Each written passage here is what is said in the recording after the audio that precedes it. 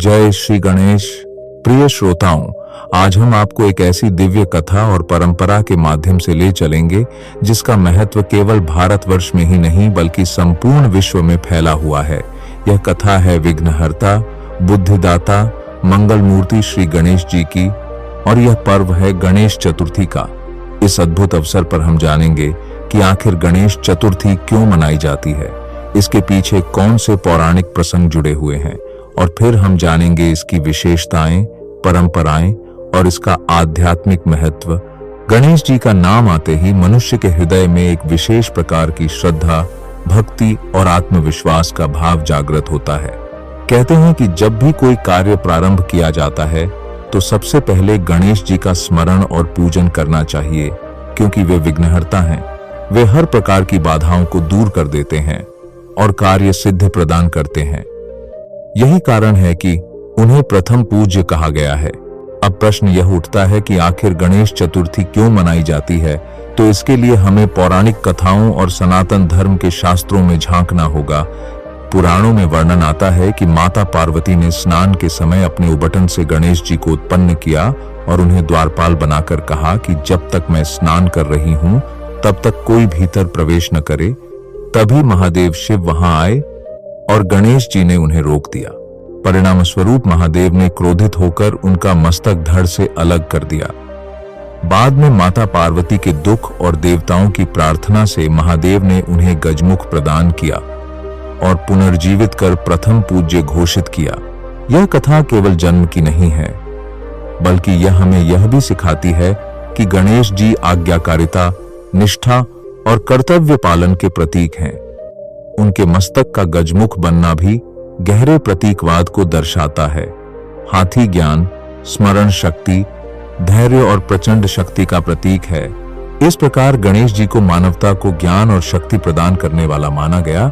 गणेश चतुर्थी का पर्व भाद्रपद मास के शुक्ल पक्ष की चतुर्थी तिथि को मनाया जाता है। मान्यता है कि इसी दिन गणेश जी का जन्म हुआ था।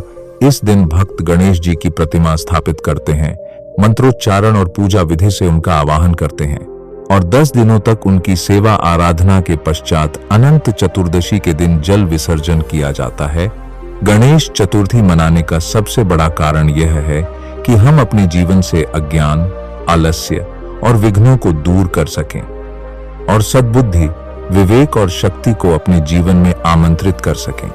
यह पर्व केवल देवता की पूजा नहीं है, बल्कि आत्मशुद्धि और आत्म विकास की प्रक्रिया है। जब भक्त गणेश जी की प्रतिमा को घर लाते हैं तो मानो वे अपने हृदय में सद्गुणों को आमंत्रित कर रहे होते हैं, और जब प्रतिमा का विसर्जन होता है तो वे प्रतीक रूप से अपने भीतर की बुराइयों का विसर्जन कर उन्हें नदी की धारा की तरह बहा देते हैं। गणेश चतुर्थी का उल्लेख पुराणों में भी मिलता है। स्कंद पुराण, नारद पुराण और गणेश पुराण में इसकी महिमा का वर्णन किया गया है। इसमें कहा गया है कि जो भक्त श्रद्धा से गणेश चतुर्थी का व्रत और पूजन करता है उसे सभी कार्यों में सिद्धि प्राप्त होती है और उसे जीवन के कष्टों से मुक्ति मिलती है। इतिहास में भी गणेश चतुर्थी का महत्व अद्भुत रहा है। महाराष्ट्र में यह पर्व विशेष रूप से प्रसिद्ध है। कहते हैं कि छत्रपति शिवाजी महाराज ने इसे राज्य उत्सव के रूप में मनाना प्रारंभ किया और बाद में लोकमान्य बाल गंगाधर तिलक ने अंग्रेजों के शासनकाल में इसे सार्वजनिक पर्व का रूप दिया ताकि समाज में एकता और जागरण का संचार हो सके। इस प्रकार गणेश चतुर्थी केवल धार्मिक ही नहीं बल्कि सामाजिक और राष्ट्रीय जागरण का पर्व भी बन गया। अब जब हम यह समझ चुके हैं कि गणेश चतुर्थी क्यों मनाई जाती है, तो इसके बाद हमें यह देखना होगा कि इसकी विशेषताएं क्या हैं। गणेश चतुर्थी की विशेषता केवल मूर्ति स्थापना और विसर्जन तक सीमित नहीं है। यह पर्व अपने भीतर कई आयाम समेटे हुए है। सबसे पहले तो इस दिन घर घर में गणेश जी की प्रतिमा स्थापित की जाती है। भक्त प्रतिमा को शुद्ध जल से स्नान कराते हैं, उन्हें वस्त्र और आभूषण पहनाते हैं, सुगंधित पुष्प और धूप दीप अर्पित करते हैं, गणपति अथर्वशीर्ष और गणपति स्तोत्र का पाठ करते हैं। इस पर्व की दूसरी विशेषता है प्रसाद। गणेश जी को मोदक अत्यंत प्रिय हैं, इसीलिए भक्त उन्हें मोदक, लड्डू और विविध प्रकार के पकवान अर्पित करते हैं। यह केवल भोग नहीं है बल्कि इसका प्रतीकात्मक अर्थ भी है। मोदक ज्ञान का प्रतीक माना जाता है। जैसे मोदक बाहर से कठोर दिखता है और भीतर से मीठा होता है, उसी प्रकार सच्चा ज्ञान भीतर गहराई में छिपा होता है। तीसरी विशेषता है सामाजिक उत्सव। महाराष्ट्र, कर्नाटक, आंध्र प्रदेश, गुजरात और उत्तर भारत में इस पर्व को सामूहिक रूप से मनाया जाता है। जगह जगह विशाल मंडप सजाए जाते हैं जिनमें गणेश जी की भव्य प्रतिमाएं स्थापित होती हैं।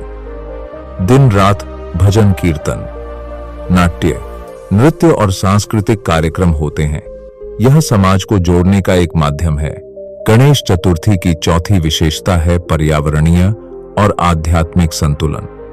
आजकल लोग मिट्टी की मूर्तियां स्थापित करने लगे हैं ताकि जल प्रदूषण न हो। यह हमें यह भी सिखाता है कि भक्ति केवल बाहरी नहीं बल्कि प्रकृति के प्रति जिम्मेदारी निभाने का भी नाम है। पांचवी विशेषता है अनंत चतुर्दशी का उत्सव। जब 10 दिनों की पूजा उपासना के बाद भक्त नाचते गाते हुए गणेश जी को जल में विसर्जित करते हैं, इस समय का दृश्य अद्भुत होता है। भक्त कहते हैं, गणपति बप्पा मोरया, अगले बरस तू जल्दी आ। यह केवल विदाई नहीं है बल्कि यह जीवन का संदेश है कि हर शुरुआत का एक अंत होता है और हर अंत से एक नई शुरुआत होती है। गणेश चतुर्थी हमें यह भी सिखाती है कि भगवान गणेश केवल शक्ति और ज्ञान के देवता ही नहीं हैं, बल्कि वे सरलता और निष्कपटता के भी प्रतीक हैं। उनके रूप में हम यह देखते हैं कि किस प्रकार वे बाल सुलभ चंचलता और गंभीरता दोनों का संगम है। यही कारण है कि बच्चे हों या बड़े, हर कोई उन्हें सहजता से अपना लेता है। आज के युग में गणेश चतुर्थी की विशेषता यह भी है कि यह पर्व केवल धार्मिक आस्था तक सीमित नहीं रहा बल्कि यह समाज को एकजुट करने का माध्यम बन गया है। यह हमें एकता, सामूहिकता और परस्पर सहयोग की सीख देता है।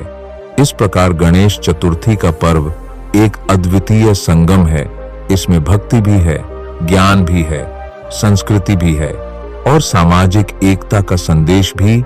आइए अब इस अद्भुत यात्रा का समापन एक प्रेरणादायक भाव के साथ करें। प्रिय श्रोताओं, गणेश चतुर्थी का पर्व हमें यह सिखाता है कि जीवन में चाहे कितनी भी बाधाएं आएं, यदि हम श्रद्धा, धैर्य और विवेक के साथ आगे बढ़ें तो कोई भी विघ्न हमें रोक नहीं सकता।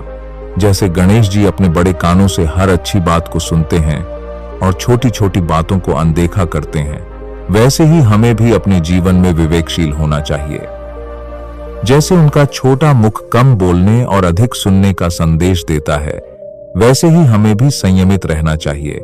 गणपति बप्पा का यह पर्व हमें यह भी सिखाता है कि हर शुरुआत शुभ होनी चाहिए और हर कार्य में ईश्वर का स्मरण होना चाहिए, क्योंकि जब हम भगवान को याद करते हैं तो हमारे जीवन की नकारात्मकता दूर होकर सकारात्मक ऊर्जा का संचार होता है। इसलिए जब भी गणेश चतुर्थी आए तो इसे केवल एक परंपरा के रूप में न मनाएं, बल्कि इसे आत्मशुद्धि और आत्मविकास का अवसर मानें। गणेश जी से प्रार्थना करें कि वे हमारे भीतर से अज्ञान और आलस्य को दूर करें और हमें सद्बुद्धि, शक्ति और सफलता प्रदान करें। गणपति बप्पा मोरया, मंगल मूर्ति मोरया।